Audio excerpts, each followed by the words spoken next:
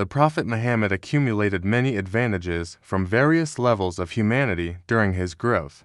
He is a figure who excels in the field of intelligent thinking, straight views, getting praise for intelligence, straight thinking, search for means and goals.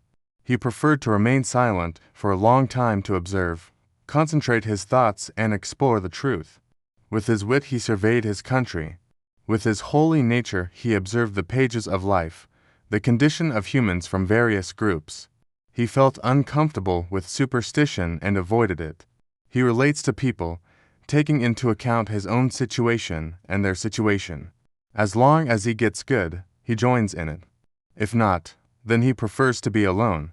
He did not drink alcohol, did not want to eat meat from animals slaughtered to be sacrificed to idols, and did not want to attend ceremonies or meetings to worship statues. Even from childhood he had always avoided this type of false worship, so that there was nothing he hated more than worshipping the heads of these statues.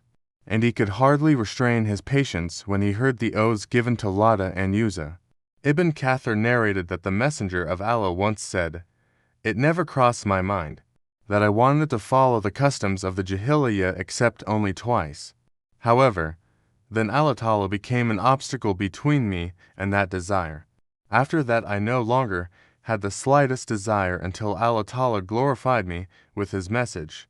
One night I once said to a young man who was herding goats with me on a hill in Mecca, "Watch the goats in my pasture, because I want to enter Mecca and want to chat there like the other young men do."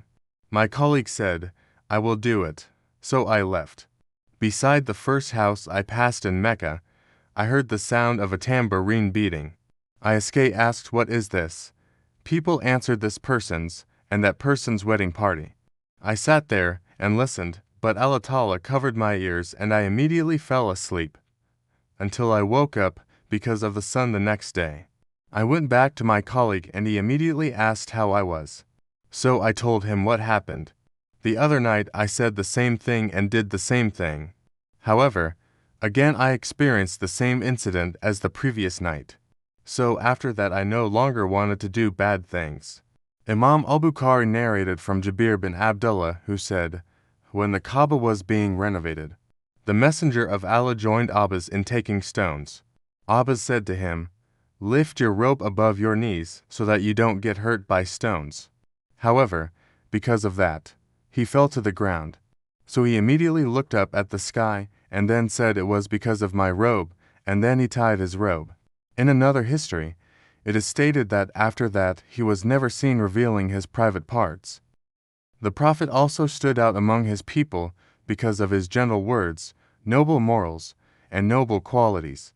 He is the person with the most outstanding personality among his people, the best morals, the most honorable in his interactions with his neighbors, the gentlest, the most honest in his words, the most peaceful, the most praiseworthy in his kindness, the best in his deeds, the most fulfilling promises, the most trustworthy, so much so that they nicknamed him Al-Amin, because he gathered all the good conditions and qualities that other people approved of.